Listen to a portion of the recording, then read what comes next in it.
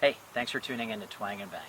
That was me earlier this week at the range trying to get some footage of the ejection pattern of my Gen 4 G17. If you're not familiar with the background of these pistols, in 2010 Glock introduced the 4th generation of their pistol design, and the internet was almost immediately ablaze with reports of erratic ejection patterns, the worst of which being labeled brass to face, where the pistol would eject hot brass straight into the face of the shooter. Now, this is more than annoying or inconvenient. It's actually a safety issue. Freshly fired brass is extremely hot and burns the skin very rapidly. It's also a problem that you can imagine in a self-defense situation where you might not be wearing safety glasses or glasses of any kind. It's really hard to keep your eye on the front sight or on the bad guy when it's filled with hot brass. But all that said, Glock has done a number of things to try and correct the situation. And all along, there are plenty of reports of people having Gen 4 guns with perfect ejection patterns. If you've been watching my videos, you've seen this with this Gen 4 G17 and my Gen 4 G23, which is a 40 Smith & Wesson that I've had for a number of years. So I wanted to get out and do a video showing people what a proper Glock ejection pattern should look like, as well as demonstrate that there are plenty of good units out there. Well, halfway through making this video, the unspeakable happened. What the fudge, Glock? What's up with this brass to face? So I want to show you the progression of what happened at the range that day, as well as discuss some of the things that might be causing this brass to face. And that's what's coming up next on Twang and Bang.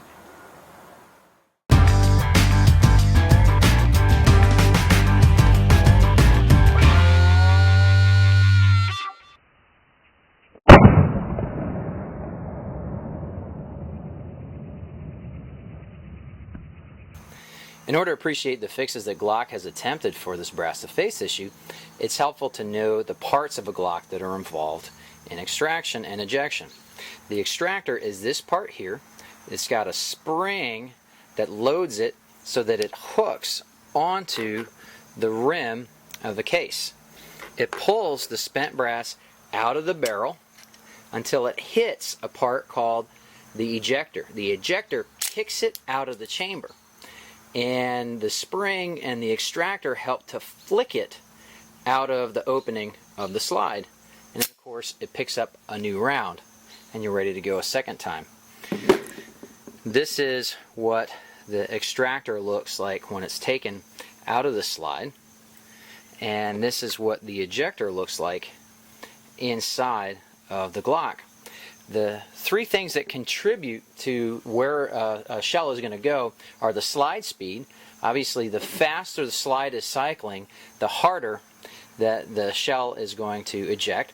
They can't change the weight of the slide, so what they attempted to do was to reduce the power of the recoil spring assembly in the Gen 4, thus reducing the slowing action of the RSA, giving a faster slide speed. They've also changed out the ejector a number of times to change basically where it's hitting the back of the case. That's kind of like if you're flicking something in your hand, changing where you hit it in order to do your flick. They've also changed the extractor so that it hooks the back of the case a little differently. Now, this all said and done, some people are seeing success with the fixes while other people are not. The two most common responses to reports of brass to face tend to be claiming that the poster is either using underpowered ammo or using wimpy form. Now, you can imagine the latter of the two being quite infuriating to the posters. So a number of people with obvious skill have recently uploaded videos onto YouTube showing them using good form, good ammo, and still getting brass ejected straight into their faces. I wanted to show another video of this gun cycling with a variety of different loads, including Winchester White Box, which has its place in the market as a low-cost, readily available source of ammunition that you could walk into any Walmart just about and find. But it's also pretty much the worst crap that's produced in this country. It is underpowered, and it's got an extreme range of distribution of power loadings. When you run it through a chronograph, the difference between the most powerful round in a box of ammunition and the weakest could be 150 feet per second, which is huge. It's like a 15% difference. So of course that's going to be a hard thing for a hard cycling firearm, whether it's Glock or something else, to be able to digest.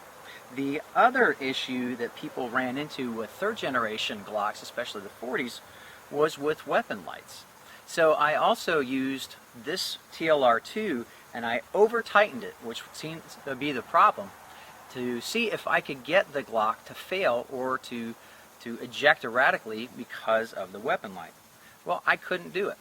I couldn't get the brass to eject any place that I didn't really want to until I changed the camera angle.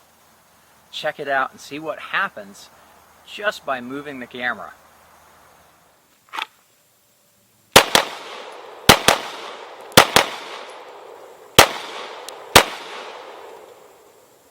Brass to face right there.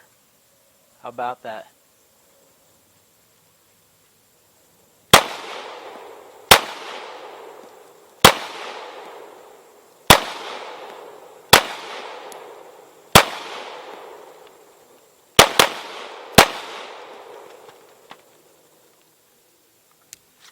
Yep, got a couple to the shoulder, and one clearly bounced right off my eyebrow with the Winchester white box. But what was interesting is it didn't matter whether I gripped firm or I gripped loosely, the ejection seemed to be about the same. Interesting. Okay, so that was the Winchester white box, and even in the opening clip, I was getting pretty anemic ejection. In fact, that was actually the first time I ever used Winchester white box in this 9mm. So let's see what happens when I bump the power up to Speer Lawman 115 grain full metal jacket. When I run that through a chronograph, I'm getting another 75 feet per second out of it, and I'm getting a very tight distribution. So it's obviously good ammo. Check it out.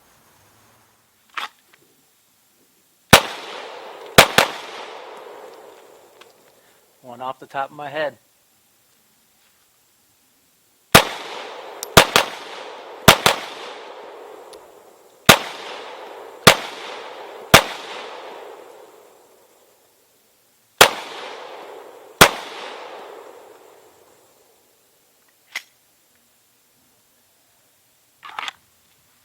So what's interesting to me is, I'm starting to get to the 1,000 round mark with this gun. And even in this range session, it's clear that the ejection is getting closer and closer to my face. And this doesn't matter whether I'm holding with a tight two-handed grip or a really, really loose one-handed grip. That's a very interesting finding that matches what a lot of people are experiencing out there right now. What in the world is going on here, man? I mean, you're a Glock. You're working fine for 800, 900 rounds. And now you're shooting brass into my face. Well, okay, so that's still range ammo. But, everybody says Glocks are built for full power ammunition. They're fighting tools. So, let's go to my fighting favorite, Winchester Ranger T-Series 127 grain plus P+. There basically isn't anything factory loaded that you're going to get that's hotter than this. Let's see what happens.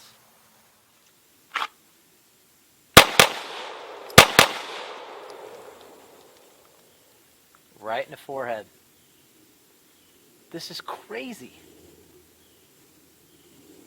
I've never had this problem, and all of a sudden I'm trying to do a video on showing how awesome my Glock is ejecting, and now it's starting to hit me in the head. This is crazy. This is very frustrating.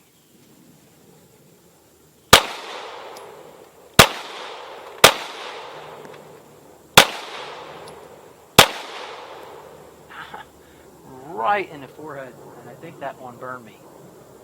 Ow, son of a gun.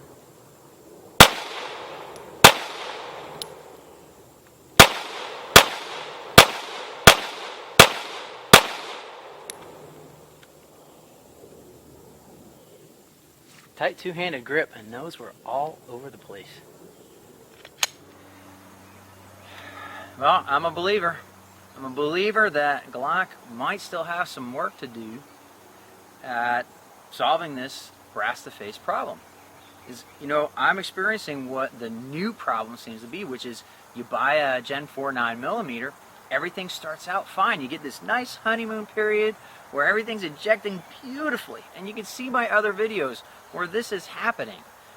And then 800, 900 rounds into it, it starts to eject brass to your face. I just was surprised at how suddenly the change took place. Like, there was no gradual shift of the ejection.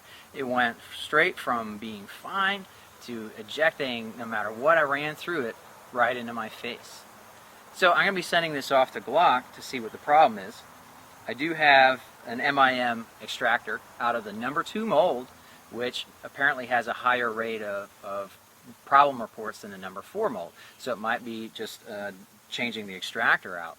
But I'm definitely going to do an update, follow-up to this video once I get the gun back and run some rounds through it. If you like this video, be sure to click the like button and let YouTube know. Be sure to subscribe so you get to see my other videos on guns and bows and other cool stuff. I really appreciate you watching Twang and Bang, and I hope to see you next time.